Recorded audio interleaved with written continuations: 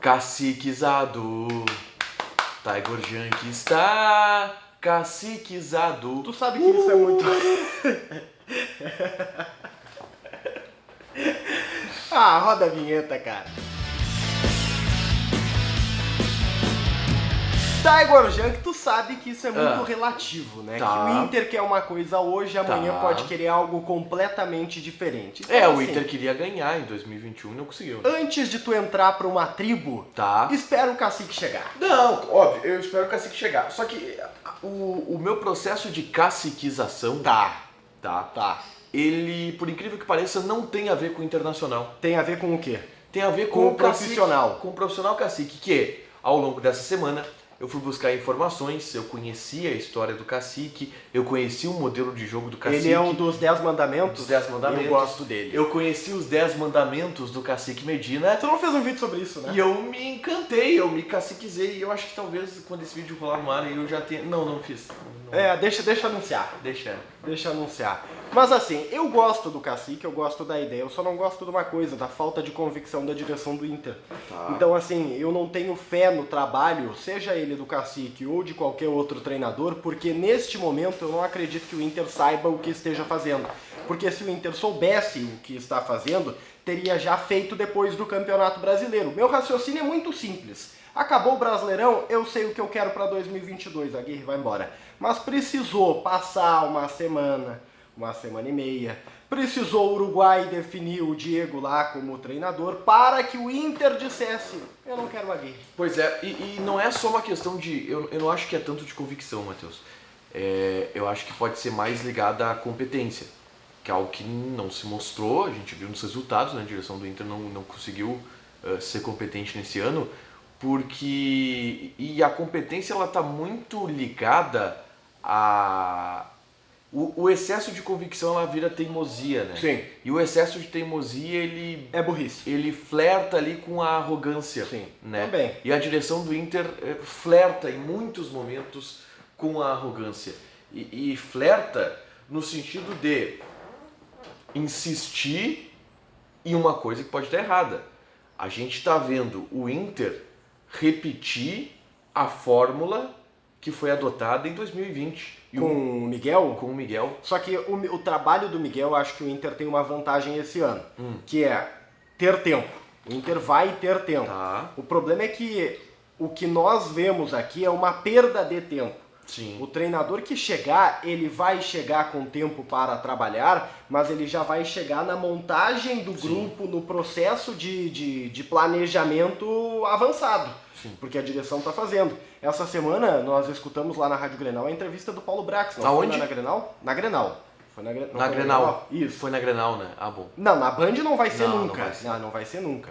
Mas assim, porque não é porque tu não quer também, né, cara? Tu tem tentado.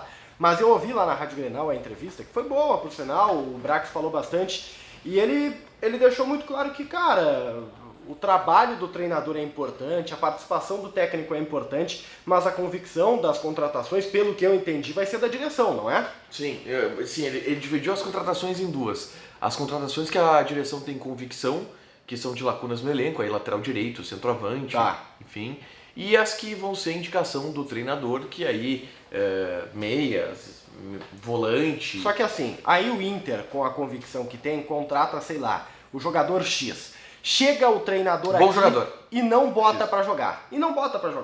E aí? E aí vai de novo aquele papo de elenco curto, né? De características repetidas. Então a minha crítica nesse momento está muito ligada à demora da direção. Porque a gente tem falado do Cacique, falamos do Roger, mas o que fez de fato o Inter para contratar um treinador? Qual foi o movimento que a gente sabe que o Inter fez? O Inter, por enquanto, teve contato com o Medina, né? O Medina foi... Contato de terceiro grau. Não, mas o Vojvoda e o Medina foram os treinadores que receberam contatos do Internacional. A convicção era o Vojvoda, né? E foi tudo que o Inter fez. O Eduardo Domingues não responde até sábado, o Medina não deve responder ao longo do fim de semana, talvez no início da próxima semana, e foi a maneira que o Inter se mexeu. O grande ponto, Matheus, não é nem apenas a escolha do treinador, que eu acho que o Inter escolhe de uma maneira pouco aprofundada, e acha que é muito aprofundada. Como assim? O Inter se encanta demais. O Inter, ele compra demais e vende demais pro treinador o clube, a ideia. Romantiza, é isso? Romantiza o projeto? O Inter se encanta muito com os treinadores. O Inter se encantou muito com o Miguel e o grande problema talvez da temporada tenha sido esse. Se encantar muito com o Miguel. Mas, tudo bem, eu me encanto, tá? Eu sou um cara que eu confesso que eu me apaixono fácil, me entrego fácil. Tô aí caciquizado. Só que eu não tô lá tomando decisão, né? Eu sou jornalista. A direção que toma a decisão parece se encantar demais. E aí joga muito pro treinador. A responsabilidade, o projeto, se monta um elenco para o treinador. Mas eu não acho isso errado. E aí, dentro desse processo, o Inter teve 4 treinadores em um ano. Só que eu não acho errado. Sabe o que eu acho errado, tá? É o Inter fazer isso que tu tá dizendo, que é romantizar o projeto, né? Se apegar. E na primeira dificuldade mandar embora. Tá? Porque assim, o Miguel Ángel Ramírez, ele não teve um bom trabalho? Não teve um bom trabalho. Não. O Inter mandou embora, beleza. Aí contratou o Diego Aguirre. O Diego Aguirre teve um bom trabalho e eu lembro assim que, sei lá, ali meados de setembro, se falava em permanência do Diego. Outubro, cara, quando saiu a notícia que o Uruguai tava querendo o Diego Aguirre... Teve lamentação. Em outubro, virou um caos. Meu Deus, vamos perder o Aguirre. E aí, cara... Vem uma onda de resultados ruins, o ambiente fica negativo, por óbvio, porque os resultados não estão aparecendo e o Inter perde convicção do trabalho. Parece o torcedor na arquibancada. Eu tenho muitas restrições com o que o Grêmio está fazendo, tá? Porque eu acho que tanto que caiu, né? Não dá nem para comparar, tá? Tanto que caiu. Não dá nem para comparar as situações. É que tá. Porém, se o Inter for se comparar com o Grêmio, o Inter cai. Se o Inter for se comparar com o Grêmio, o Inter cai. O Grêmio caiu. O Grêmio não pode se comparar com o Grêmio porque o Grêmio caiu. Se o Inter usar o Grêmio como base, o Inter vai cair. O que eu ia dizer é só o seguinte, o Grêmio, pelo menos, tem uma convicção ferrenha no trabalho do Mancini hoje, desse departamento de futebol. Que é um erro. É um erro, na minha opinião é um erro. Mas assim, eles podem fazer uma puta de uma campanha, calar a boca de todo mundo, virar pra trás e dizer o seguinte, vocês não sabem porcaria nenhuma. Mas o Inter acreditou nisso em determinado momento. Eu ouvi da boca do presidente Alessandro Barcelos, não foi no ar, foi fora do ar, mas eu vi, o Miguel vai dar certo. Lembra disso? Lembro. Ele me falou... Foi numa viagem, não foi? Foi numa viagem, não me lembro. Sim. Mas ele me falou, o Miguel vai dar certo e não adianta quem tá fora da barca, dando pau agora, pular pra barca depois, porque vai dar certo. E o Inter apostou até o último ali, aí viu que não dava e rompeu com o Miguel. E aí, apostou até o último. Mas qual é o problema? Qual foi o último? Qual foi o último? A eliminação da Copa do Brasil. Pois é, mas daí não é o último, é meio temporada, né? É meio de temporada. Mas eu acho que tem esse Não acho que tem. Eu só acho o seguinte, se a direção romantiza tanto e prega tanta convicção em trabalho, ela vai ter que sustentar uma hora. Não sustentou o Mar, beleza. Eu acho que todo mundo estava abraçado na ideia de não sustentar o Mar. Só que repentinamente se desapaixona pelo Diego Aguirre. Sim. É só esse o meu ponto.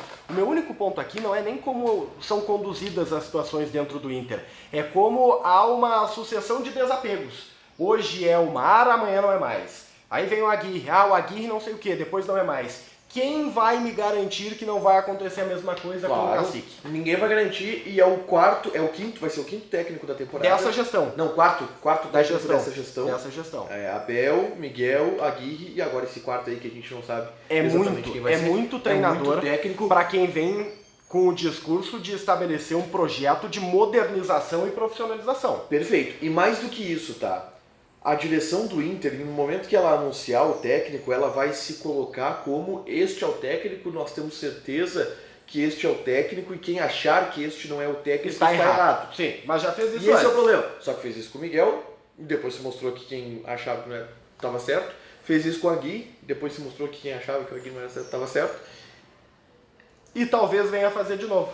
Então, é que tu perde crédito. O primeiro passo para o Internacional é baixar um pouquinho, tá? Baixar um pouquinho o nível de arrogância, que é a palavra mais utilizada, para não cair tanto. Porque o tombo do Inter está sendo cada vez mais alto. O Inter está em uma posição, em uma espécie de discurso, em termos de atitudes, como se não errasse. E, peraí, o Inter errou muito em 2021. Até página, né? Até a admissão de erro, Sim. em termos de reformulação e que o Inter vai reformular. E estão certo na reformulação. Isso. É que assim, a gente só falou do lado negativo. Eu acho que o Inter tem os acertos, o Inter tem uma ideia de gestão, o Inter tá reformulando. É que o problema é que se não... Só que não pode ser só da boca pra fora. A gente tem que lembrar os erros, porque o Inter caminha pro passo do Grêmio. E eu vejo muitas atitudes no Internacional parecidas com a do Grêmio. Aí tu pesou, né? Não, em termos de ação, de comportamento. De comportamento. Eu vejo muita coisa parecida. E se o Inter não cuidar, o Inter vai parar no lugar do Grêmio. Eu acho que o Inter tem mais projeto. Eu acho que algumas pessoas dentro do Inter são mais responsáveis que em algumas pessoas tem bons do Grêmio. Profissionais. Tem bons profissionais e bons... Enfim, eu gosto e tenho respeito pelo presidente Alessandro Barcelos. Acho que ele era a melhor opção para o Inter naquele momento. Só que o Inter precisa endireitar alguns rumos. O Inter precisa endireitar alguns procedimentos, principalmente no departamento de futebol, porque senão o ano de 2022, se repetir em 2022, o que fez em 2021, o Inter vai se dar mal de novo. E eu só estou vendo por enquanto essa reformulação, esse vamos fazer diferente, no discurso, no tentar trocar peças. Não, é necessário agir diferente também. E eu não vejo hoje nenhuma reflexão sobre como a direção agiu mal em 2021 e como reparar o erro de 2021 e os erros em ações em 2022. Não dá para esquecer que o Inter é um time da segunda página do Campeonato Brasileiro de 2021. Não dá para desconsiderar isso e ter que ter humildade para saber que a grandeza do Inter é muito maior do que isso. Deixa o like, né, Taigor? Se inscreve, compartilha. Ativa a notificação e assiste o A Dupla, cara.